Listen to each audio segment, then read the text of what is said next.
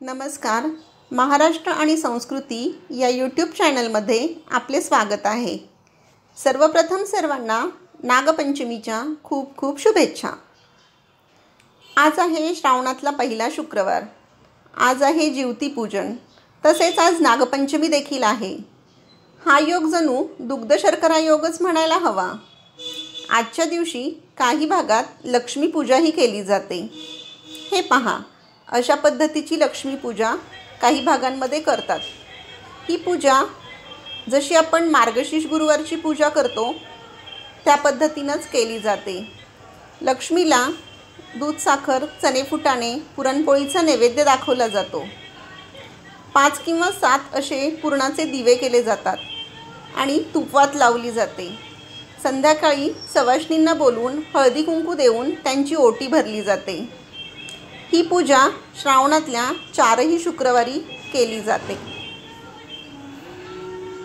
अशा पद्धतीने ही पूजा झालेली आहे. चला तर मग आपण या पूजेची कहाणी वाचूयात. कहाणी शुक्रवारची. एक आपलं आटपाट नगर होतं. तिथे एक गरीब ब्राह्मण राहत असे. तो फार दरिद्री होता. त्याची बायको शेजारणीच्या घरी एके दिवशी बसायला गेली. तिनं आपल्या गरिबीचं गाणं गायलं. शेजारणीनं तिला शुक्रवारचं व्रत करायला सांगितलं. गरीब बाईनं विचारलं, ते कसं करायचं? ती म्हणाली, बाई, शुक्रवारचं व्रत कर. हे शुक्रवार तू श्रावणापासून धर. सारा दिवस उपवास करावा. संध्याकाळी सवाष्णीला बोलवावं. तिचे पाय धुवावे. तिला हळद कुंकू द्यावं. तिची ओटी भरावी. साखर घालून दूध प्यायला द्यावं. भाजलेल्या हरभऱ्याची खिरापत वाटावी. नंतर आपण जेवावं. याप्रमाणे वर्षभर करून त्याचं उद्यापन करावं. ती गरीब बाई घरी आली. देवाची प्रार्थना केली. शुक्रवारचं व्रत करू लागली. त्याच गावात तिचा भाऊ राहत होता. तो एके दिवशी सहस्त्रभोजन घालू लागला. साऱ्या गावाला आमंत्रण केलं. बहिणीला काही बोलावलं नाही, का तर ती गरीब. तिला बोलावलं तर लोक हसतील. पुढं दुसऱ्या दिवशी भावाकडे ब्राह्मणांचे थवेच्या थवे येत आहेत. पोटभर जेवत आहेत. बहिणीनं विचार केला, आपला भाऊ सहस्त्रभोजन घालतो आहे. बोलावणं करायला विसरला असेल तर आपल्याला भावाच्या घरी जायला काही हरकत नाही. असा मनात विचार करून सोवळं नेसली. बरोबर मुलांना घेतलं आणि भावाच्या घरी गेली. पुष्कळ पानं मांडली होती. एका पानावर जाऊन बसली. शेजारच्या पानावर मुलांना बसवलं. सर्व पानं भरली. सारं वाढणं वाढलं. तेव्हा भाऊ तूप वाढायला आला. वाढता वाढता हिच्या पानाशी आला. ही खाली मान घालून बसली होती. तिला हाक मारली, ताई ताई, तुला वस्त्र नाही, पात्र नाही, दागदागिने नाही. तुझ्याकडे पाहून सर्व लोक मला हसतात. ह्यामुळं मी तुला काही बोलावलं नाही.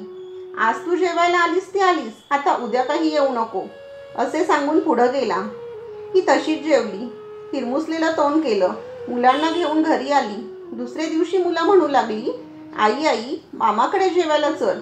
बहिणीनं विचार केला, कसा झाला तरी आपला भाऊच आहे. बोलला म्हणून काय झालं? आपली गरिबी आहे म्हणून आपल्याला ऐकून घेणं भाग आहे. आजचा दिवस आपला बाहेर पडला, तितकाच फायदा झाला. असं म्हणून त्याही दिवशी भावाकडे जेवायला गेली. पहिल्या दिवसाप्रमाणे रिकाम्या पानावर बसली. जवळ आपल्या मुलांना बसवलं. भाऊ तूप वाढता वाढता हिच्या पानापाशी आला. ही खाली मान घालून बसली होती.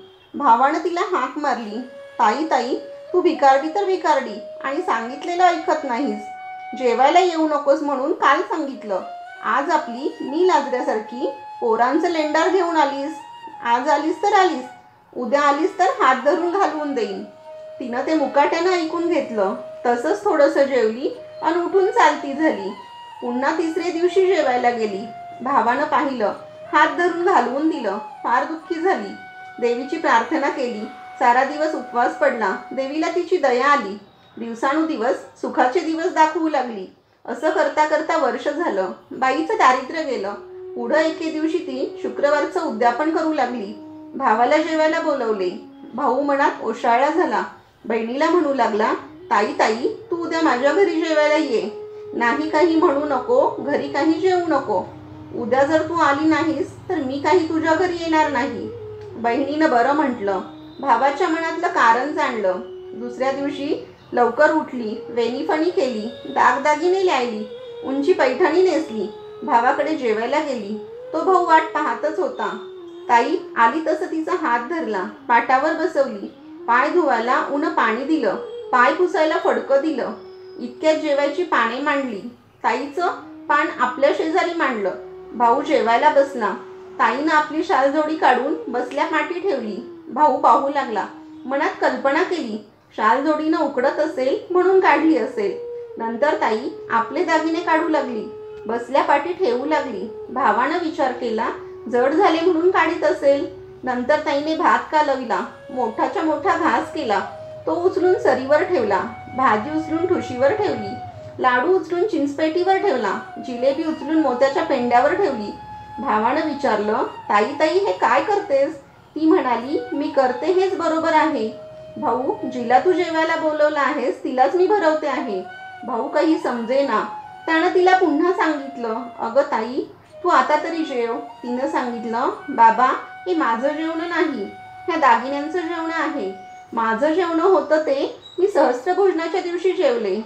इतकं ऐकल्यावर भाऊ मनात ओशाळला व तसाच उठला. बहिणीचे पाय धरले, झाल्या अपराधाची क्षमा मागितली. बहिणीने क्षमा केली. नंतर दोघेजण जेवली. मनातली अढी काढून टाकली. दोघांनी देवीचे आभार मानले. भाऊ बहिणीकडे जेवायला गेला. तिला फार आनंद झाला. देवीनं तिला समर्थ करून आनंदी केलं. तसं तुम्हा आम्हास करो. ही 60 उत्तराची कहाणी 5 उत्तरी सुफळ संपूर्ण. अशाच नवनवीन माहितीसाठी महाराष्ट्र आणि संस्कृती या चॅनलला लाईक करा, शेअर करा आणि अवश्य सबस्क्राईब करा.